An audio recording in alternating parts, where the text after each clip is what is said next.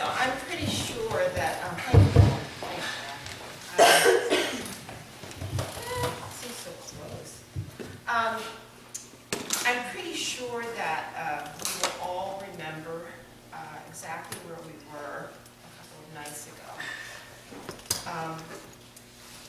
And I wrote this poem a few months ago, actually, and it's called Where Were You?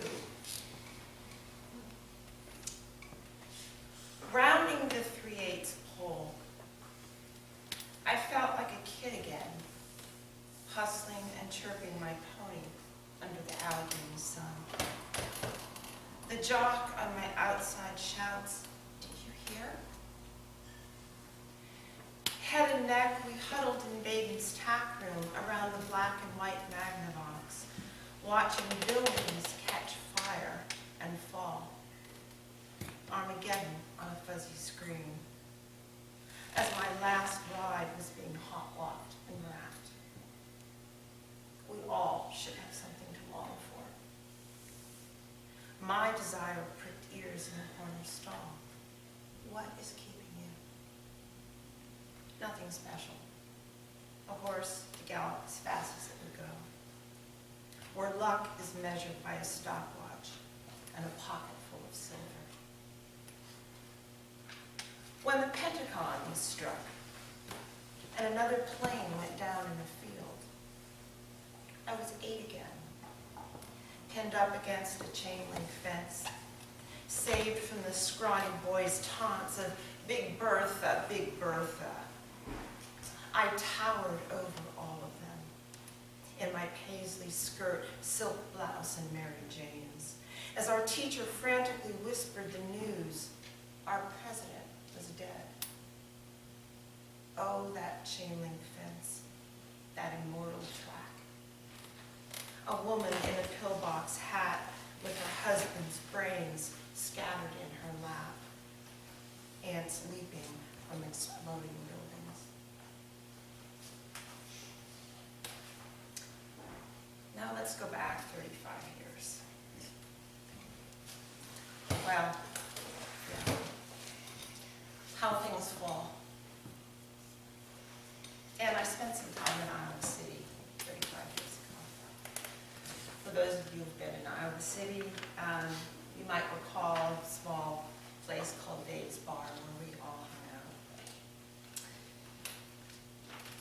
I drink away the nights at Dave's Bar in Iowa City with a man who'd ripped my fishnet stockings with his teeth, while my lover downed shots of Jameson's, egging him on from an adjacent bar stool. We caught the newscast of John Lennon's killing on a small screen perched high in a corner above the pool table. We wept, felt so wrong from our hazy world of smoke and beers, went on drinking our own clipped desires, too easy to confuse with the world's. Once, he arrived on our doorstep in a blizzard, and we took him into our bed, my lover and I, and loved him warm again. 20 years of happy hours gone by.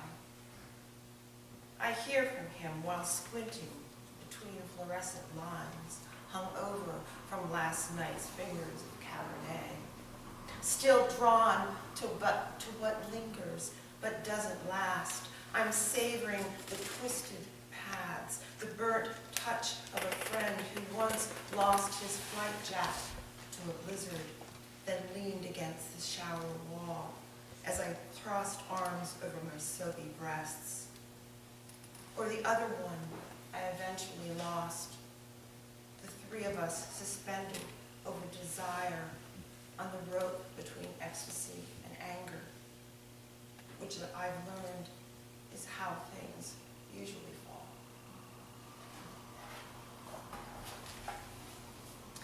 And then I sort of realized, that was in another book, and then I sort of realized that it really belonged in this chapter of poems that I've been writing called The Art of Falling. And I'd like to read to you the title poem from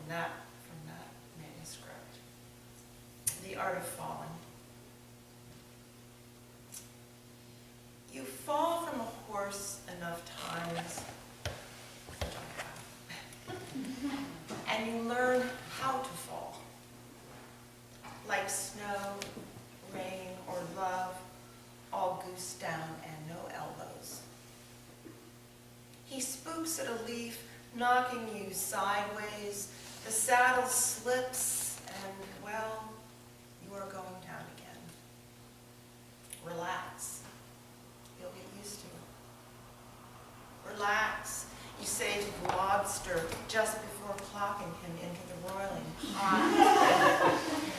Relax, you say to a friend on the eve of another bender, or to yourself falling off a ledge onto a concrete floor.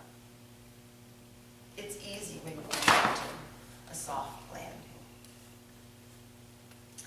But when your mother sinks into her pillow in her final hour, she knows she's not falling the right way. Blah, blah, blah, she mouths, flicking the back of her bruised hand as if brushing away a gnat when the priest lowers his head to trace the thumbprint of oil, first up and down, then sideways on her glistening forehead. And I think just one more poem. It's been a long evening. Thank you all for coming. Now if I can find the poem, I'll be very lucky. But don't you hate that when it happens? I got it right here. It'll come.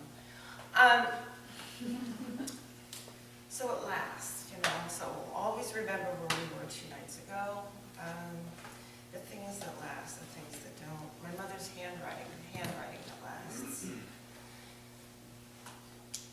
Individual as DNA.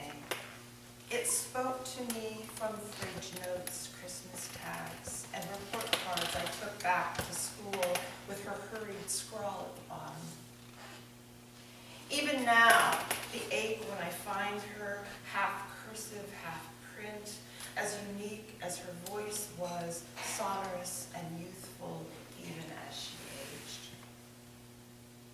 But she is nowhere more present than in her stash of recipe cards marked vegetables and salads, meat and poultry, as if she just penned the headings yesterday.